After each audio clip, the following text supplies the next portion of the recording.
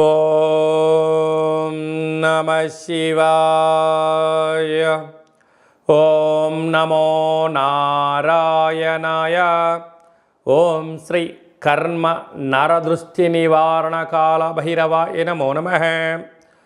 ఓం సూర్య అరిష్టేతు సంప్రాప్తే సూర్య పూజాంచ కారయేత్ సూర్యధ్యానం ప్రవక్ష్యామి ఆత్మదోషపీడోప ఉపశాంతయే. హరి ఓం.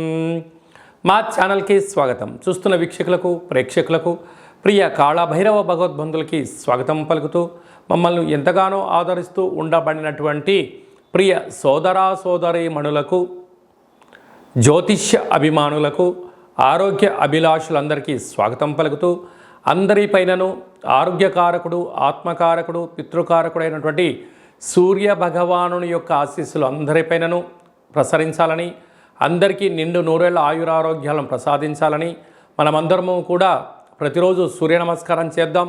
సూర్య నమస్కారాలు చేసుకొని అద్భుతమైన జీవన విధానాన్ని పొందేటువంటి శక్తిని ప్రసాదించాలని సూర్యభగవాన్ని కోరుకుందాం.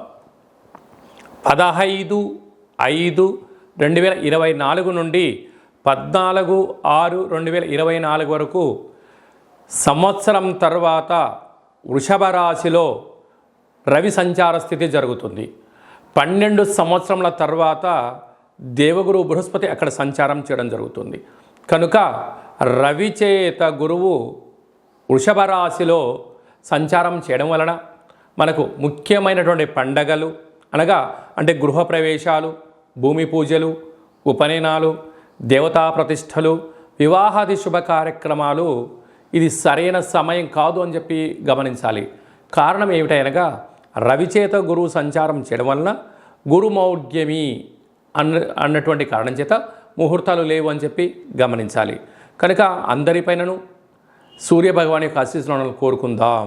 మిథున రాశి వారికి ఏడాది తర్వాత సూర్యభగవానుడు వృషభ రాశిలో వ్యయంలో సంచారం చేయడం, 12 సంవత్సరముల తర్వాత దేవగురు బృహస్పతి కలిపి సంచారం చేయడము, ఖర్చు వ్యయ స్థానంలో రవి భగవానుడు ఉండడం వలన వీలైనంత వరకు ఓపిక, ప్రశాంతత, మౌనం, ధ్యానం, తెలిస్తేనే మాట్లాడడం, తెలియకపోతే అర్థం చేసుకునే ప్రయత్నం చేయగలిగినట్లయితే సమయం, ధనం వృధా అవ్వడమే కాకుండా అనారోగ్యాన్ని దూరం చేసుకునే పరిస్థితి ఉంటుంది.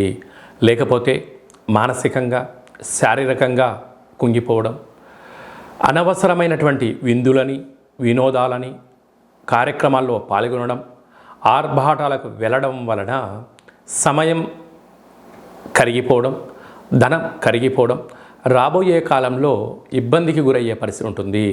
కనుక వీలైనంత వరకు సకాలంలో తిండి, సకాలంలో నిద్ర, తగు వ్యాయామం ఉండడం వలన మానసిక ప్రశాంతత, మొక్కలతో స్నేహం చేయండి, ఆరోగ్యాన్ని పెంచుకోండి, పశుపక్షాదులకు ఆహారాన్ని వేయండి, సకల దేవతల యొక్క ఆశీస్సులు పొందండి.